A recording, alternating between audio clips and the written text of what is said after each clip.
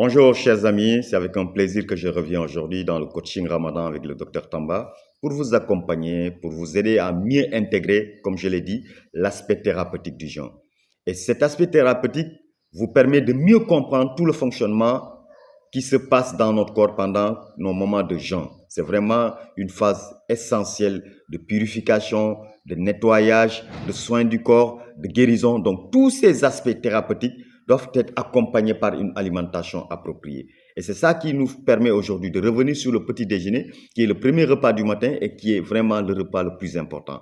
Parce que c'est à ce moment de la journée qu'on doit apporter à notre corps toute la matière première, tous les éléments essentiels, surtout tous les micronutriments essentiels pour l'aider à fabriquer de l'énergie en quantité et en qualité, pour avoir une grande vitalité, mais et surtout l'aider à pouvoir faire le travail nécessaire de nettoyage, d'élimination, de soins. Donc tout cela est lié à la qualité du petit déjeuner que nous prenons le matin. Et c'est pour ça qu'il faudrait plus favoriser des aliments qui vont apporter énormément d'eau dans le corps. Et ça, vous savez que ce sont les fruits. Et c'est pour ça que nous nous recommandons de façon préférentielle d'avoir des fruits pour ce petit déjeuner qu'on appelle le khud. Plus de fruits, vous avez la banane, vous avez la papaye, vous avez les melons, vous avez les raisins, vous avez l'avocat. Tous ces fruits, vous pouvez franchement les utiliser tant que c'est possible pour en faire le principal de votre petit déjeuner, de votre khud. Au-delà de ça, vous pouvez ensuite rajouter un autre repas qui peut être constitué d'œufs.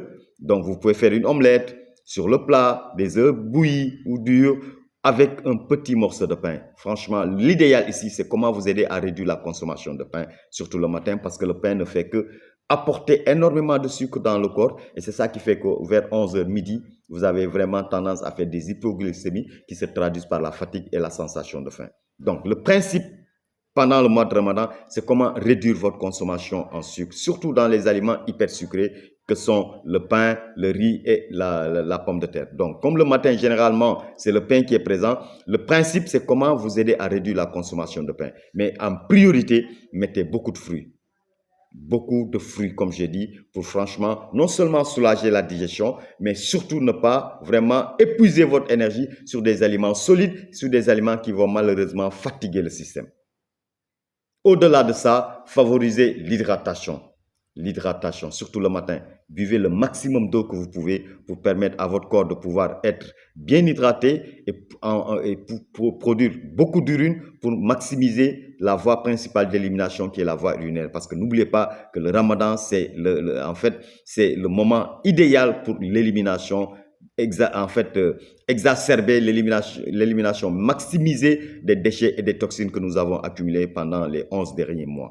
Donc, plus d'urine, c'est vraiment la chose l'idéal pour pouvoir éliminer. Donc, cela pourrait éventuellement se traduire par une forte hydratation. Donc, buvez beaucoup d'eau. Après avoir pris votre petit déjeuner, si vous avez de la tisane aussi, il faut boire de cette tisane pour aider à bien détoxifier l'organisme. Donc, c'est très, très important comme repas principal. C'est le premier repas qui a pour but principal de recharger l'organisme, d'apporter une forte concentration de micronutriments pour que les cellules puissent produire beaucoup d'énergie et de l'énergie de qualité, augmenter leur vitalité et permettre maintenant l'élimination, le soin, la thérapie de pouvoir se faire correctement.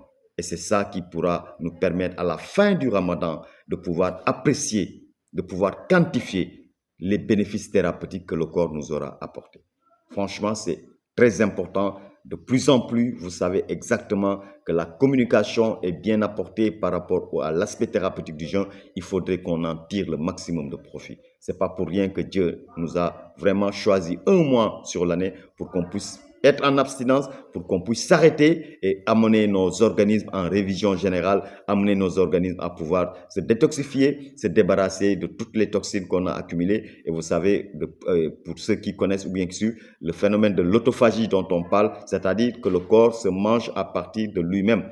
Donc, toutes les parties affaiblies, les parties malades vont être recyclées pour produire de l'énergie et c'est ça qui permet vraiment d'avoir le soin le plus important.